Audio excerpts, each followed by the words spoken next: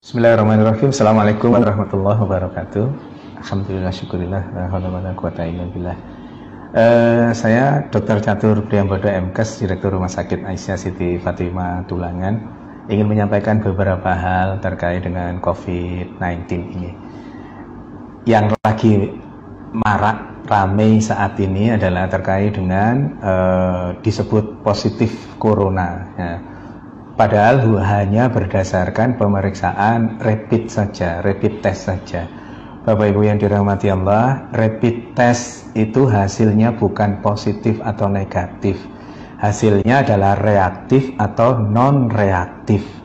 Apabila hasil dari rapid test itu reaktif, itu menunjukkan bahwa tubuhnya sudah punya antibodi. Dalam konteks kaitan dengan virus corona ini, tubuhnya sudah punya antibodi terhadap virus, bukan spesifik hanya virus corona.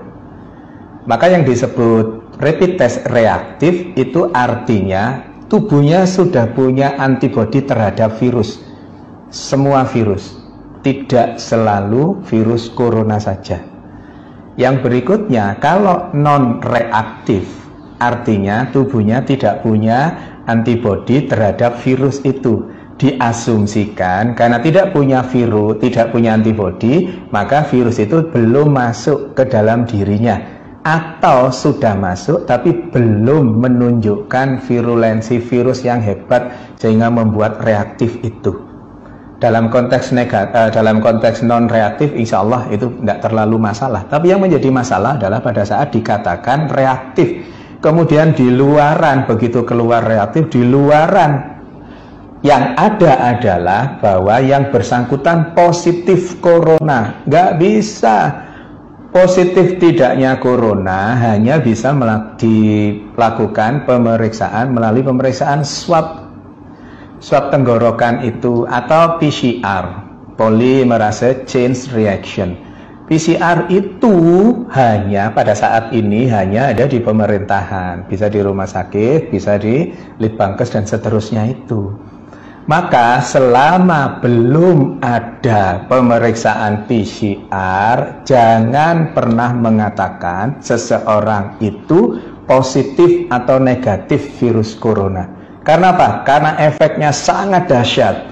Efeknya seseorang yang dikatakan positif padahal rapid testnya yang reaktif, yang belum tentu itu virus corona, maka terus kemudian dampaknya sangat hebat bagi yang bersangkutan. Bukan hanya yang bersangkutan, tetapi keluarganya, tetangganya, semuanya ikut terdampak. Belum lagi nanti ada yang mengucilkan, belum lagi nanti kalau Allah takdirkan meninggal, terus kemudian jenazahnya ditolak hanya gara-gara rapid test yang dikatakan reaktif, yang belum tentu itu virus coronanya positif.